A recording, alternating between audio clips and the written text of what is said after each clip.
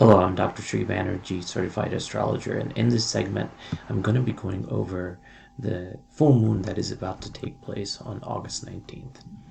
Now, this is known as Sturgeon moon. The Sturgeon moon oftentimes is related to what is going on in nature. Additionally, this happens to be a supermoon as well, and this will be actually taking place August 19th at 2:25 p.m. So let's go ahead and get started. There's a lot going on, in my opinion, in this chart. First of all, the above the horizon and below the horizon are evenly distributed. That means oftentimes I say that kind of the workings and the makings of everything that is created here is manifest in here. So taking a look at the full moon, what is important is to notice the Leo Aquarius opposition.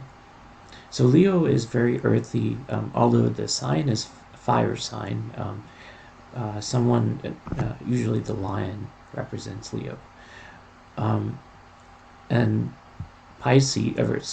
Aquarius is known for eccentricity and not really looking at the spotlight. So there's this dynamic tension between the two, and this is kind of guided by Mercury, not in a positive way, because Mercury is retrograde right now, and then usually the sun takes over. So Leo basically tries to lead here, and then Aquarius, that arguably people say is a water sign, however, technically not. So this opposition will take place, and Mercury will be part of this. All right, so what else is going on? This is an interesting aspect as well. So Saturn and Venus, they're actually very opposite each other. Venus, of course, from the word Venus, vanity comes in. And Saturn, of course, is the planet that reins everything in.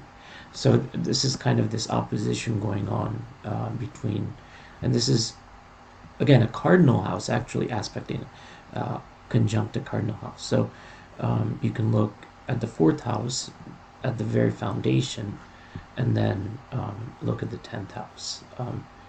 This is kind of the house of learning, transition into careers.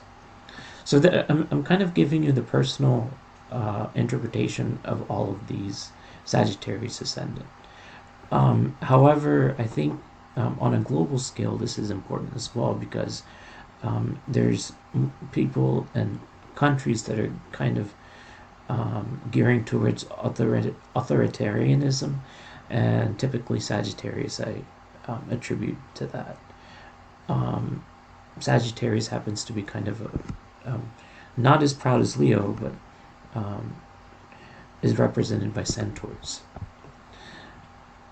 So there's on a global scale, I think there's not as much exploration going on, and thought, and you can kind of see this in the elections. A lot of the mudslinging that goes on is more kind of all these personal planets, or planets for all the parties, kind of on this side. So Mercury talking without understanding the real issues. And that's what's happening in the political system. And then, of course, you have Venus and Jupiter, Mars. This is a difficult aspect too, because again, there's cardinal houses are first, fourth, seventh, 10th, and in here there's a lot of different.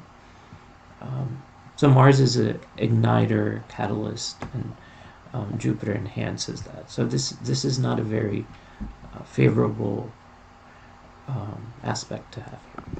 So I've given you a lot of overview of different things from a political standpoint, personal standpoint, and also looking at what types of what the moon represents. I hope this has made some sense. Thank you for listening.